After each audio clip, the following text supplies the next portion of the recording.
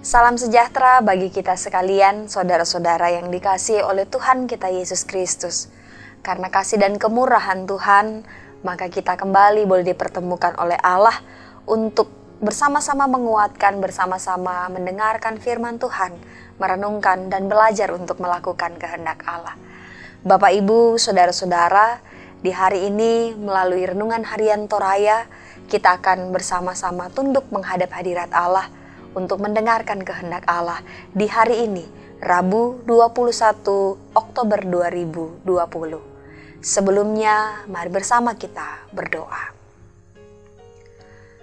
Kami bersyukur kepadamu Tuhan, karena kasih dan kebaikan serta kemurahan Tuhan senantiasa Tuhan nyatakan bagi kami.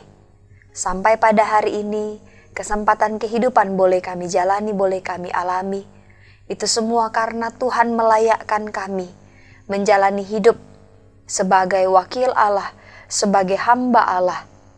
Untuk itu ya Allah, dalam semua kesempatan kehidupan yang Engkau berikan bagi kami mohon perlengkapan iman yang berasal dari Allah sendiri.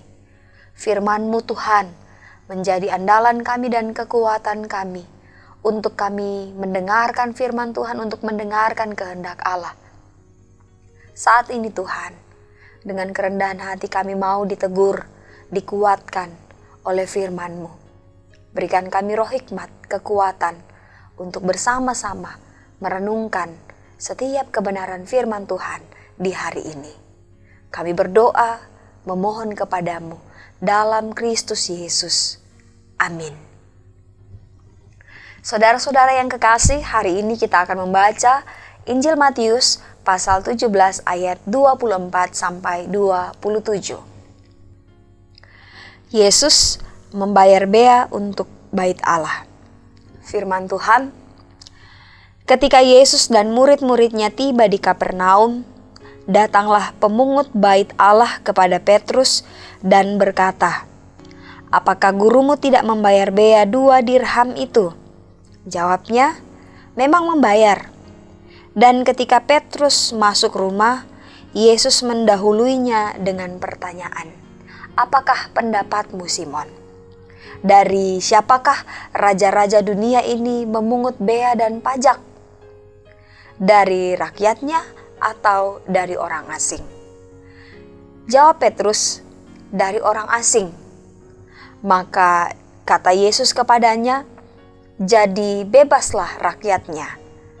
Tetapi supaya jangan kita menjadi batu sandungan bagi mereka, pergilah memancing ke danau, dan ikan pertama yang kau pancing, tangkaplah dan bukalah mulutnya, maka engkau akan menemukan mata uang 4 dirham di dalamnya.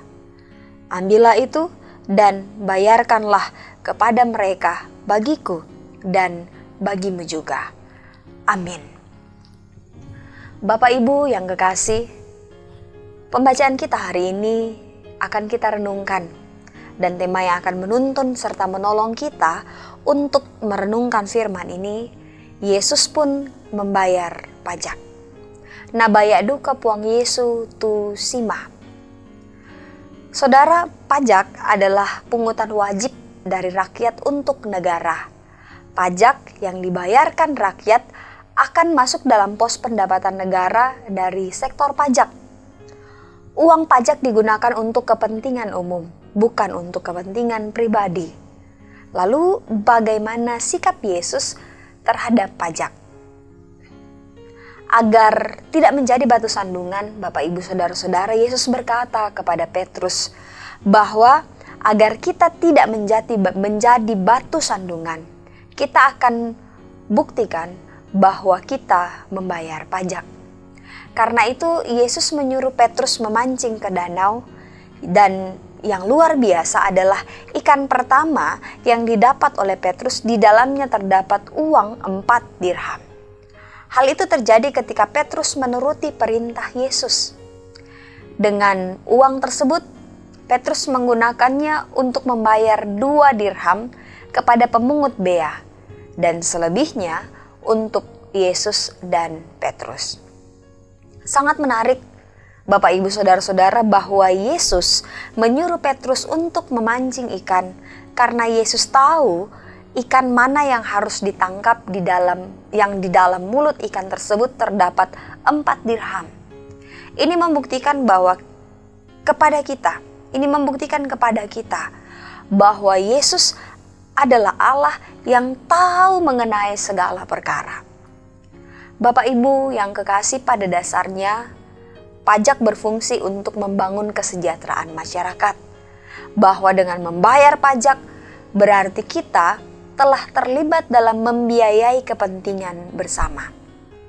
Begitu pentingnya pajak sehingga Yesus dan murid-muridnya ikut membayar pajak. Lalu bagaimana dengan kita? Apakah kita merasa terbeban dengan tagihan pajak? Marilah kita bertindak seperti Yesus, bahwa berikanlah kepada pemerintah apa yang harus diberi, dan berikanlah kepada Tuhan apa yang menjadi bagian Tuhan. Taatlah membayar pajak untuk kepentingan bersama, namun tetaplah bersyukur dengan memberi persembahan kepada Tuhan. Terpujilah Tuhan. Amin. Saudara-saudara, mari kita berdoa. Bapa kami dalam sorga, Bapa yang kuasa, Bapa yang penuh rahmat, Engkau hari ini kembali berbicara bagi kami melalui firman kebenaran-Mu. Engkau mengajar kami untuk menjadi hamba yang setia, warga negara yang setia, dalam hal-hal dan perkara-perkara yang harus kami berlakukan bagi pemerintah kami, bagi negara kami untuk kepentingan bersama. Engkau mengajar kami dan memberikan kami teladan bagaimana menjadi warga negara yang baik. Untuk itu ya Allah, kami mohon kerendahan hati berlaku atas kami. Kami mohon kesetiaan dan ketaatan untuk mematuhi pemerintah-pemerintah kami yang mendatangkan damai sejahtera bagi kehidupan kami dan juga bagi kehidupan banyak orang. Ajar kami Tuhan untuk belajar memberikan diri kami sebagian dari milik kami untuk kepentingan bersama, baik itu materi maupun waktu ya Allah. Karena kami percaya ketika kami taat dan rela untuk memberikan sebagian kecil dari apa yang kami miliki untuk kepentingan bersama, maka kami percaya bahwa kesejahteraan boleh ada beserta dengan kami di tempat kami tinggal. Bapa, berkati kehidupan kami seterusnya. Izinkan hidup kami boleh menjadi kemuliaan bagi Allah, boleh menjadi persembahan bagi Tuhan. Terima kami Tuhan di hari ini yang bersyukur dan berdoa kepadamu. Amin.